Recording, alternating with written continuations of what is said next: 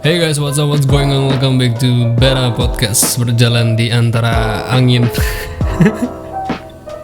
Berjalan di antara angin. Bohong, masalah. Kalau program berjalan di antara angin tuh bareng sama Albems yang obrolan tai.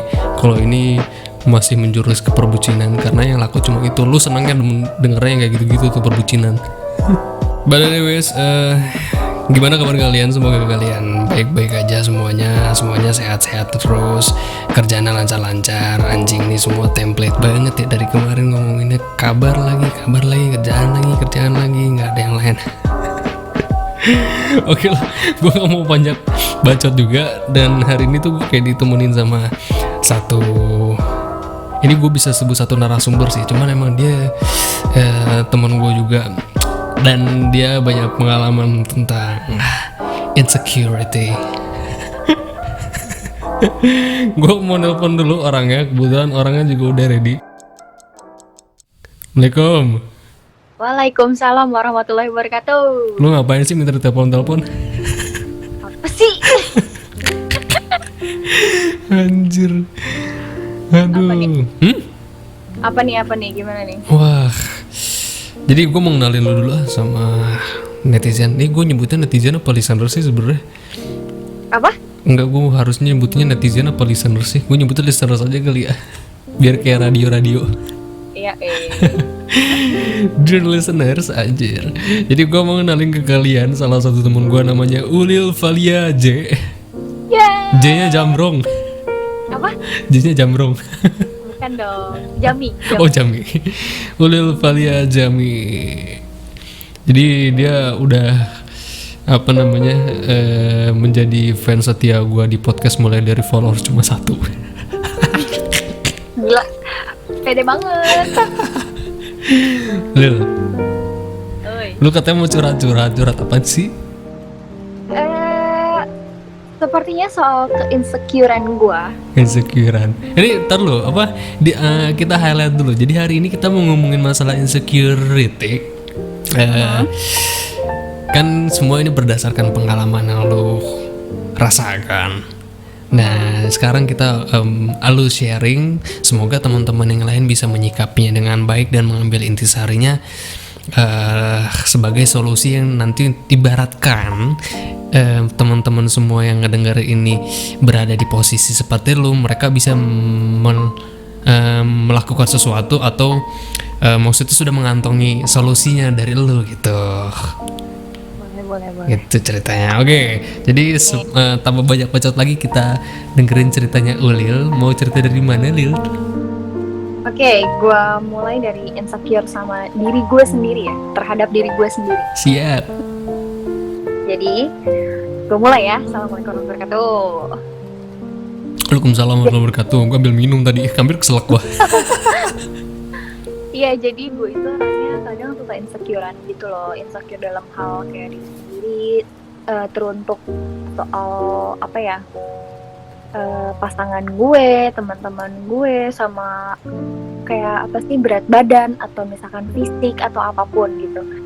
Kadang yang lebih gue sering rasain tuh insecure sama diri gue sendiri terhadap pasangan gue. Jadi kayak yang gila mantannya cantik kayak gitu, gue kayak gitu loh. Oke. Terus kadang suka kayak ngelihat cewek cantik, kayak yang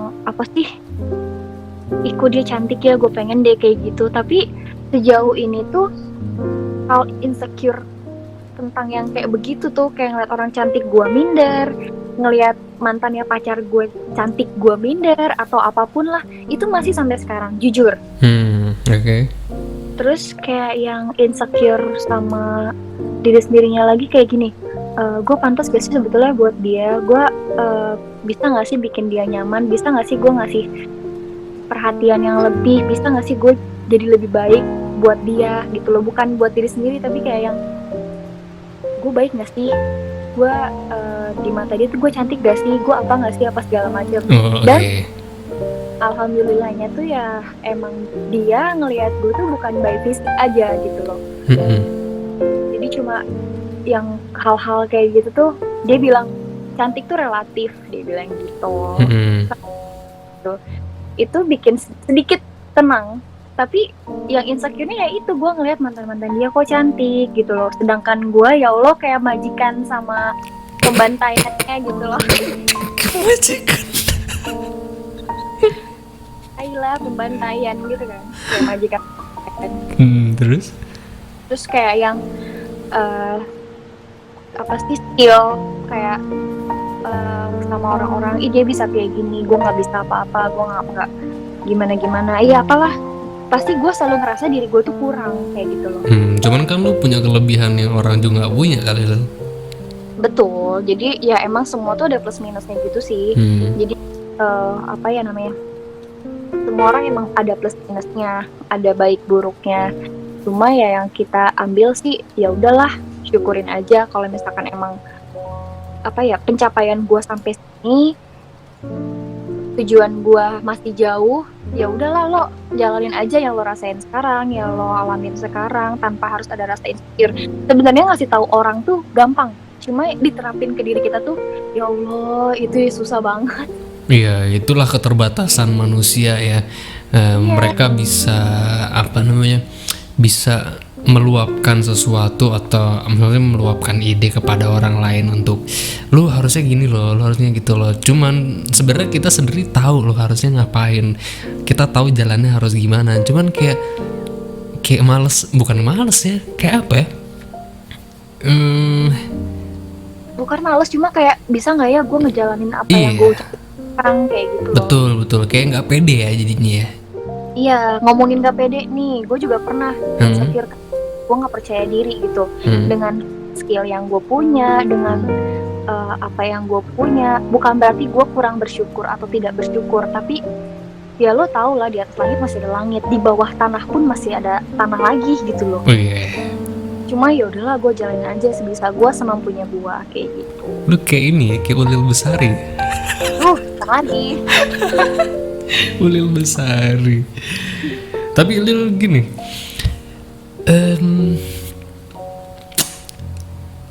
level, kalau dihitung dari level insecurity lu terhadap mantan pacar lu lah gitu, itu kalau lu bisa angkain dari 6 sampai 10, kira-kira tingkat sekuritas lu seberapa? 8. Serius 8? Serius? Maksudnya se-insecure itu maksudnya emang mereka masih menjadi benar lu? Enggak kan? Enggak sih, bukan, maksudnya jadi kayak yang apa ya, gue tuh lebih ke insecure sama fisik sih. Jadi misalkan dia lebih cantik ya, dia kok cantik sih, dia kayak gini, sedangkan gue apa gitu loh. Dia kayak kelihatannya baik ya, soleha, baik, cantik, ya kalem lah gitu, sedangkan gue kan bertolak belakang dengan itu semua gitu loh. Kasarnya ya gue berandalan bukan berarti gue nggak bener, bukan. Berandalan tuh ya gue perpakilan, gue nggak bisa diam, gue cerewet, gue bawel, gue pula gitu loh. Terus apa sih, ya mungkin gue pernah dibilang gue psycho lah, apalah, karena saking sayangnya. Serius sampai segitunya? Iya, sebetulnya ya emang bukan karena apa ya, gini deh, cewek, gue nggak bilang semuanya, tapi rata-rata yang gue kenal dan setahu gue dan gue rasain juga, kalau cewek udah sayang sama satu orang, udah sayang banget deh, mau dibilang bego, tolol, psycho atau apalah, sakit jiwa atau apapun, dia tetap bakal bertetap sama pendiriannya dia kalau dia tuh sayang sama dia dan dia nggak mau kehilangan orang itu. Oh iya mau sih. nyakitin berkali-kali, udah toksik lah gitu loh. Jadi kayak berantem lagi, terus dikit-dikit bete, dikit-dikit malas, dikit-dikit ya kayak gitu. Pasti tetap kan, semales apapun dia, pasti tetap kayak gue sayang gitu. Iya, cuma mayoritas perempuan sih seperti itu ya, dia berpegang teguh kepada pendiriannya, apa yang dia rasa, apa yang dia percaya. Kayak contoh lu lah gitu kan. Iya, apa ya, kayak cinta itu buta juga, gitu loh, bener adanya, it's real gitu. Dan bisa mengalahkan logika. Cuman kalau misalkan dari kaca, maksudnya dari perspektif laki-laki, kok kalau ngeliat perempuan lu kok kayak unreal banget sih gitu. Itu dari perspektif laki-laki ya, karena kan kalau laki-laki itu kan lebih memakai logika dibandingkan hati kan. Kalau cewek itu kan mereka bisa bisa menyelaraskan antara hati dan logika kan. Iya. Gini sih, kalau kadang kalau misalkan orang yang insecurean itu dia kurang bisa untuk membangkitkan dirinya sendiri. Dan gimana ya, kayak misalkan kita orang nih yang insecure juga, lu jangan kayak gini deh, mending lo kayak gini kasih saran nih. Tapi dia nggak bisa terapin ke diri sendiri karena kenapa?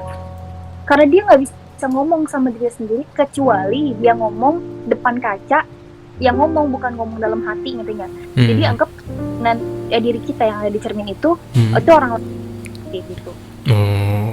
Tapi dengan metode lu itu, maksudnya lu pernah menerapkan itu dan metodenya berhasil? Pernah gue lakuin itu saat gue lagi bener kayak gimana ya, ya cewek kan pasti ada PMS ya, ada bulan gitu kan, dan kadang emosinya tuh nggak stabil gitu kan, moodnya juga nggak stabil. Kadang gue sekalinya, padahal itu biasa aja gitu loh, kayak misalkan temennya pasangan lo nih cantik atau ganteng, terus gue suka ngerasa, ih kok gue buluk banget ya kayaknya kalau diantara mereka kayak gitu, kok gue samping dia kok kayaknya gue buluk banget, kok gue busuk banget kayak gitu. Cuma yang nih gue ngaca, enggak, jangan ngelihat, maksudnya ya gimana ya, dia mungkin cantik tapi kan kita nggak tahu dalamnya kayak gimana, maksudnya hatinya, pikirannya kayak gitu kan, niatnya.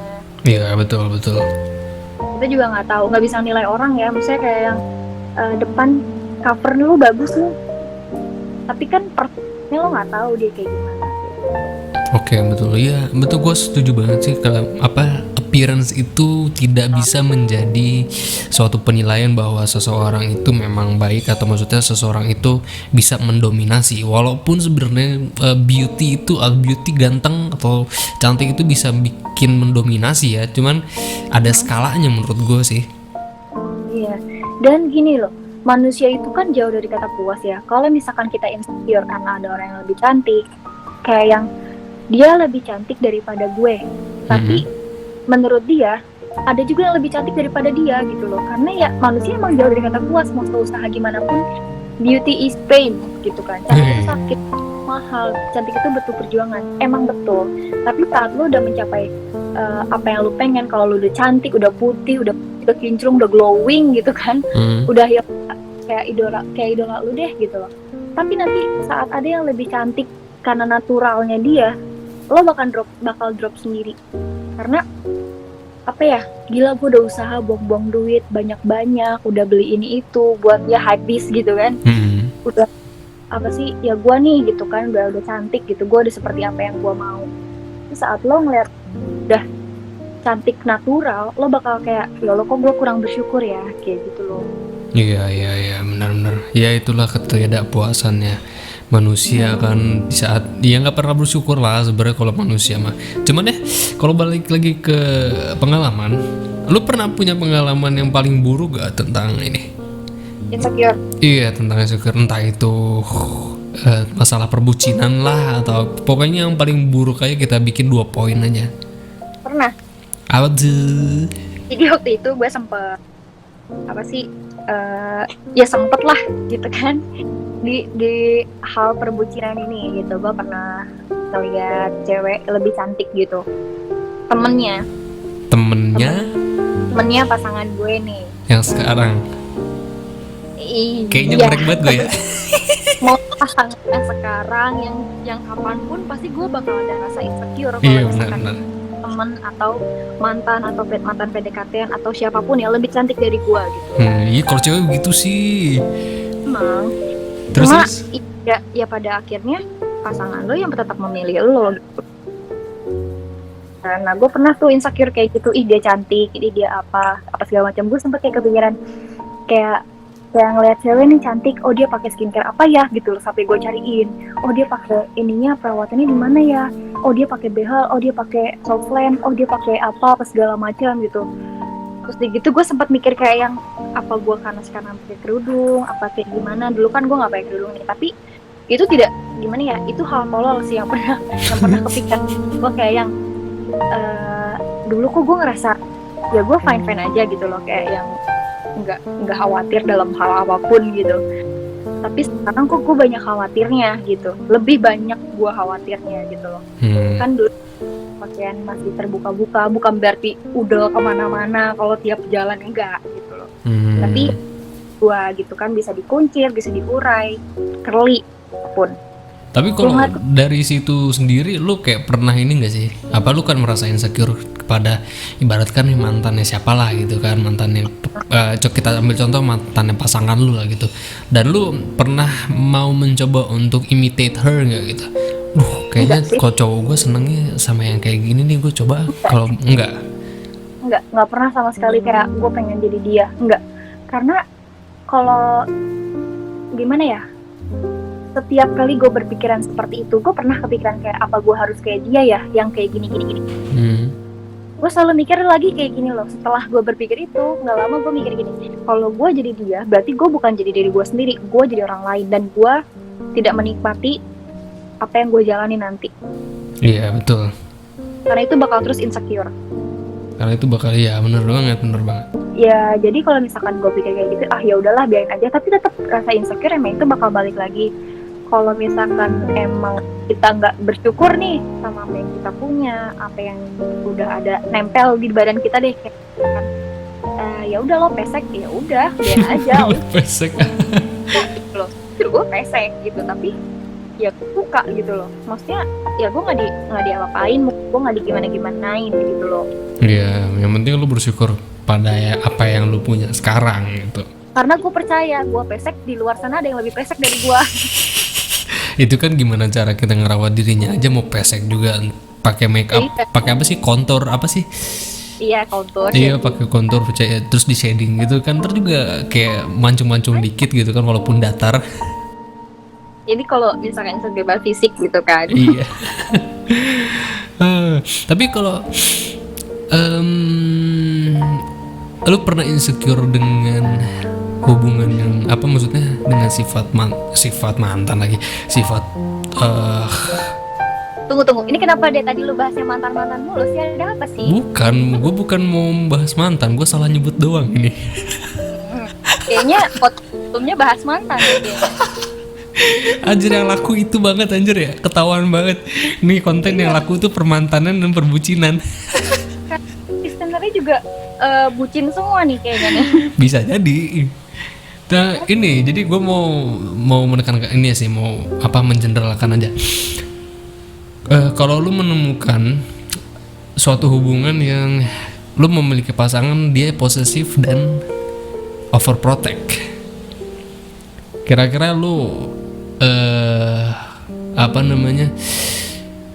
lu menyikapi dianya seperti apa? Pasangan yang overprotective. Nah, pasti lu kalau misalkan mendapatkan pasangan yang posesif, overprotective, itu kan lu merasa insecure juga dong. Kalau gue sih insecure karena hal itu gak pernah ya sejauh ini, karena gue tipikal orang yang suka diprotektifin, suka diprotektif dan diposesifin. Kenapa? Karena di situ gue merasa gue berharga buat dia. Oh jadi lu di gini nih, lu nggak boleh kayak gini, lu nggak boleh kayak gitu, awas lu ya main sama cowok ini ya gitu ya.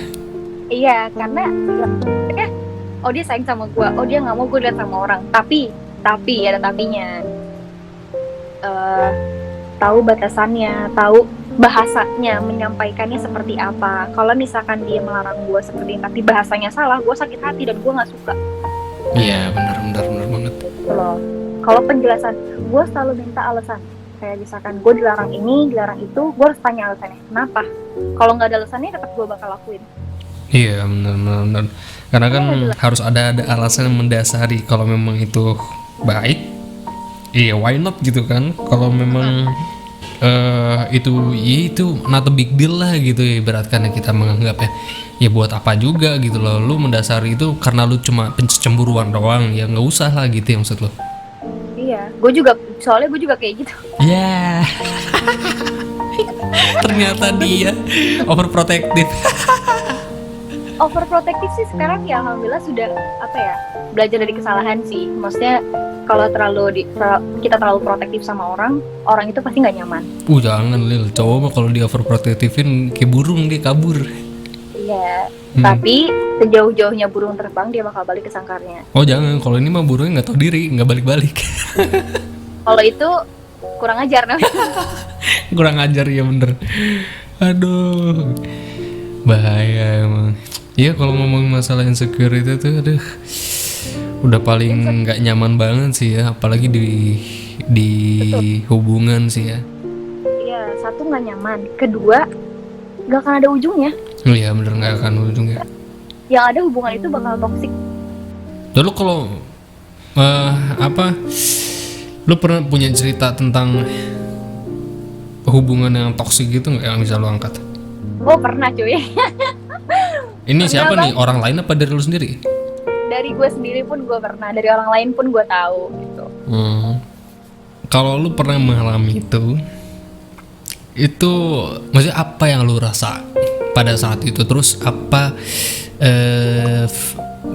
bukan feedback, jadi apa ya? Apa dampak terhadap psikologi dan badan lu pada saat itu, kesehatan lah? Gue itu orangnya gampang kepikiran jujur.